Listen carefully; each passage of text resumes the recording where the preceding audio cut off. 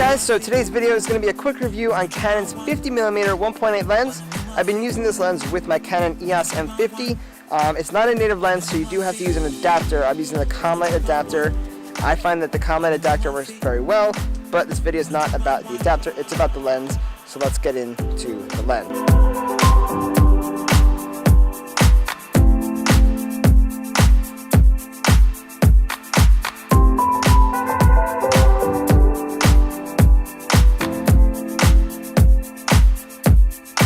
So I've had this lens for like 4 or 5 months now, and I've absolutely loved it.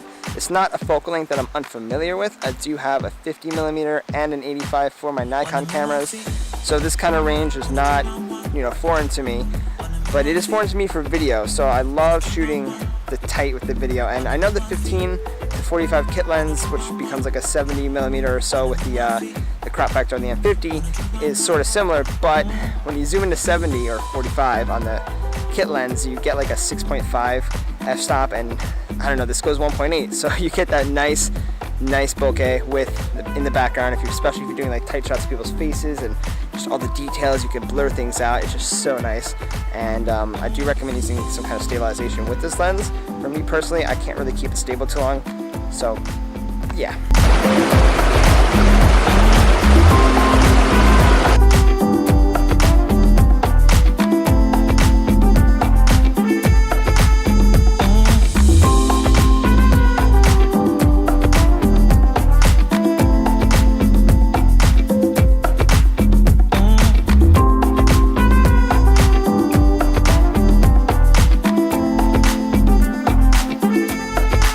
I wouldn't say there's too many cons with this lens. It is what it is. It's a relatively cheap lens. It's about $100 brand new, I'm almost positive. I got it for like $80 on Black Friday, and I think it performs extremely well for what it is and how much it cost. It's called the NIFTY 50 for a reason. I feel like everybody should have one in their bag. It's just a very packable lens. It's really light, and I think one of the biggest cons if you're using this with the EOS M50 is that you need an adapter, and the adapter adds a little weight. It adds another piece of gear that you need, adds another piece of gear that you need to buy. So it's really the only con. I mean, it's great. I mean, other than the fact that you lose the actual 50, and we might as well just call it an 80mm, unless you're using it with a full frame camera. It's a great lens for the value. It's really, truly a great lens for value.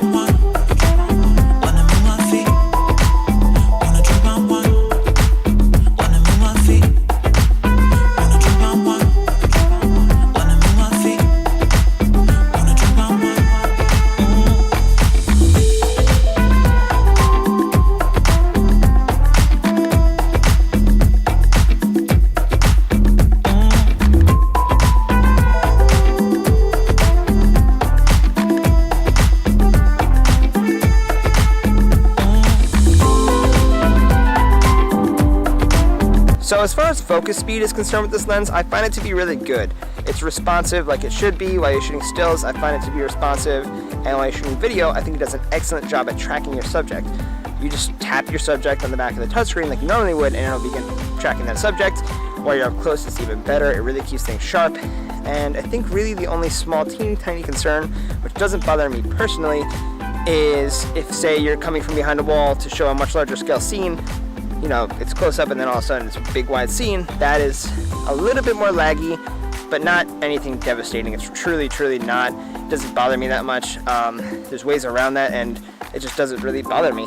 So don't let that small thing be a deterrent to stop you from getting this awesome lens.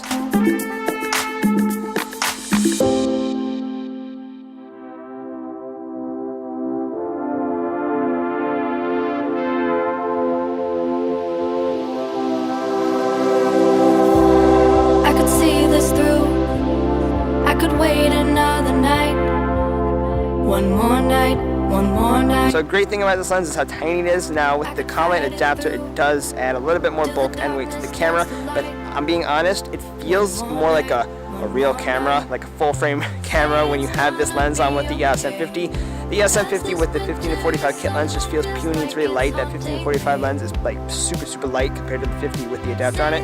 So you get like a little bit more weight to it, which could in turn provide a bit more stability, I say as I shake with this big camera here.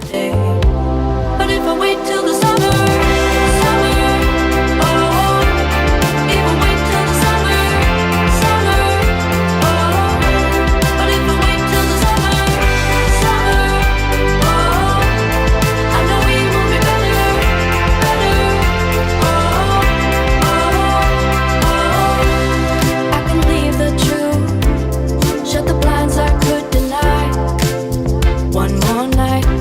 something I always do and something that I recommend when getting a new lens is to, when you're going out for the day to shoot, only take that lens. Just take that lens in your body and that's it. Unless you're shooting a paid job, in which case please take your entire kit or whatever you need for that paid job. Don't decide to experiment with a lens on a paid job.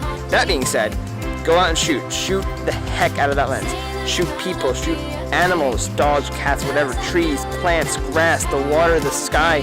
Try to shoot stars if you want. But just shoot and shoot and shoot, and you'll figure out how to use that lens and how you personally want to use that lens and utilize it for your photos or your filmmaking. And I think it's a very important thing to do, is to get to know your lens a little bit. So I hope you guys enjoyed this video. If you did, please leave a like down below, and if you have any further questions about the setup, the Canon EOS M50 with the 50mm lens, leave a comment down below. I will definitely get back to you on any of those questions.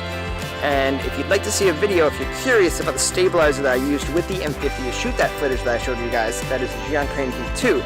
And if you'd like to see a review of that stabilizer, definitely let me know and I will get that video out to you guys. Other than that, my next video coming out will be my final Japan vlog video. I've got a few more on my channel from Japan. If you haven't seen those yet, head over to my channel, check them out. Those videos mean a lot to me. In the latest one, I get proposed to Dorothy. It's an awesome video. Japan's a beautiful place. A beautiful place. And then after that, I'm going to take you guys with me to Vietnam. That's where I was. I was in Vietnam. Vietnam's an awesome country, so stay tuned for those videos. So subscribe. Do yourself a favor, subscribe. Plenty of awesome content coming out. I'm going to go inside now and make a smoothie. Peace. It's just so good for like tight, wide... That made no sense. Tight, wide shots. That's a blooper. But I'm going to leave it in because that was just ridiculous. Come on, Jeremy, get it together.